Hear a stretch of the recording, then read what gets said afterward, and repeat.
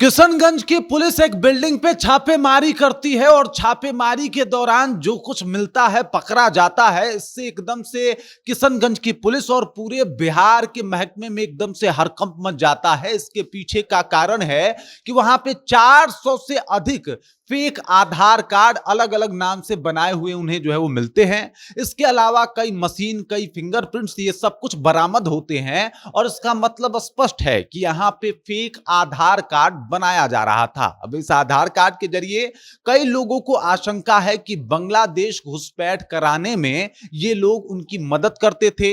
यानी ये जो बांग्लादेश घुसपैठिए हैं, ये जो लोग आ रहे हैं बांग्लादेश से अब बिहार में बसने के लिए, ये लोग उनके लिए बकायदा आधार कार्ड बनवाते थे।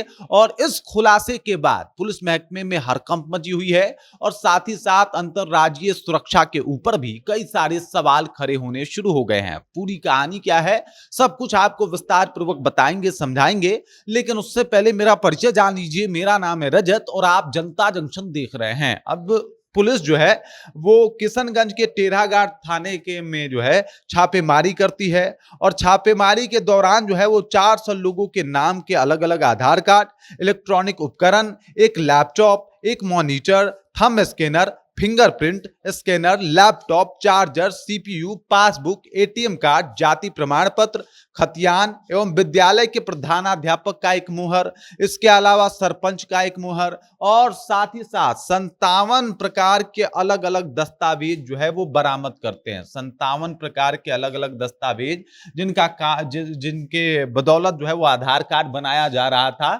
और इस फेक आधार कार्ड को बनवा के कोई भी अपने आप को भारतीय बता सकता था, फिर चाहे वो पाकिस्तान से हो या फिर बांग्लादेश का, इससे कोई फर्क नहीं पड़ता।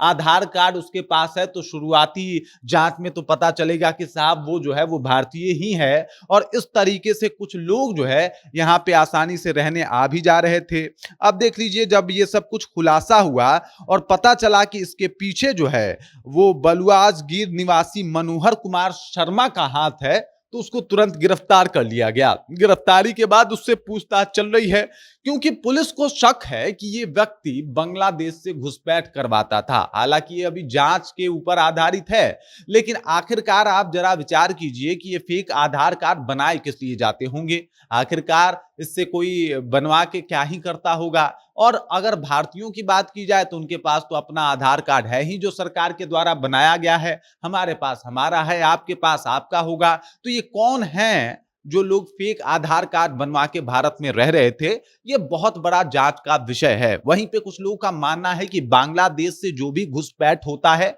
और जितने भी रोहिंग्या मुसलमान कह लीजिए या फिर बांग्लादेशी कह लीजिए, जब ये बंगाल के रास्ते बिहार में प्रवेश कर रहे हैं तो उनके लिए जो है वो पूरा व्यवस्था किया जा रहा है कि किस तरीके से उनके रहने का जो है एक तरीका ढूंढा जाए। और माना जा रहा है कि भाई उस उनके रहने का तरीका यही है कि उनके लिए आधार कार्ड तो सबसे पहले बनवा दिया जाए, जरूरी दस्तावेज तैयार करा दिए जाए और ये मतलब 20-25 हजार में ये सब कुछ तैयार करके दे दिया जा रहा है।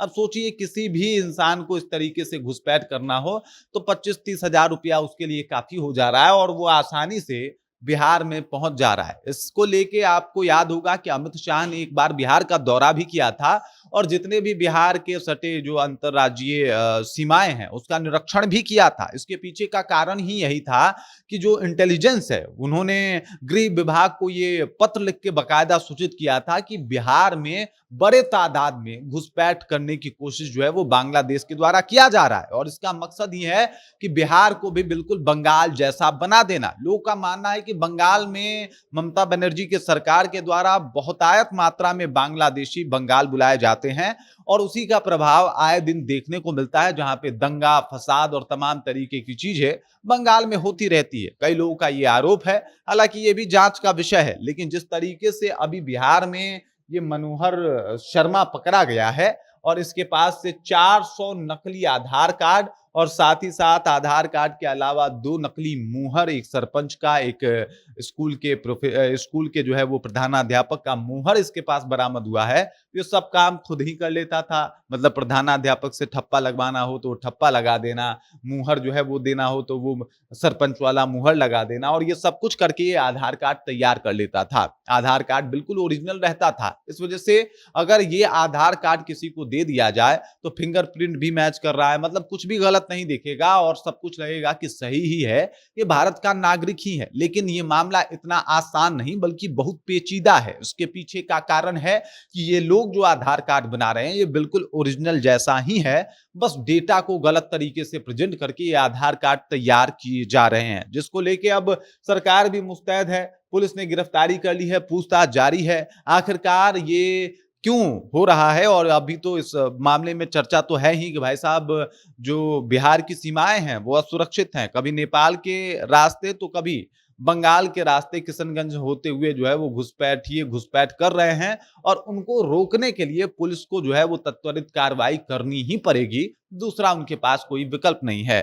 दिन ब दिन जिस तरीके से घुसपैठ की संख्या बढ़ती जा रही है, उससे बिहार के राजस्व को नुकसान के साथ साथ बिहार को हर एक तौर पे बहुत सारा डैमेज मिलने की आशंका है, और इसी वजह से ये प्रयास किया जा रहा है कि जितना जल्दी हो सके इन घुसपैठियों को रोका जाए, क्योंकि घुसपैठिया बिल्कुल आपके जैसा दिखने वाला आम आदमी हो सकता है, लेकिन उसका कनेक्शन बिहार नहीं या फिर भारत के किसी और अन्य राज्य नहीं, बल्कि सीधे बांग्लादेश या पाकिस्तान से हो सकता है। बाकी इस खबर, इस जानकारी को लेकर आप क्या सोचते हैं? आपके जहन में क्या कुछ चल रहा है? कमेंट कीजिए, अपना विचार हम तक पहुंचा दीजिए। बाकी आप देख रहे हैं जनता जंक्शन और मेरा नाम रजत है।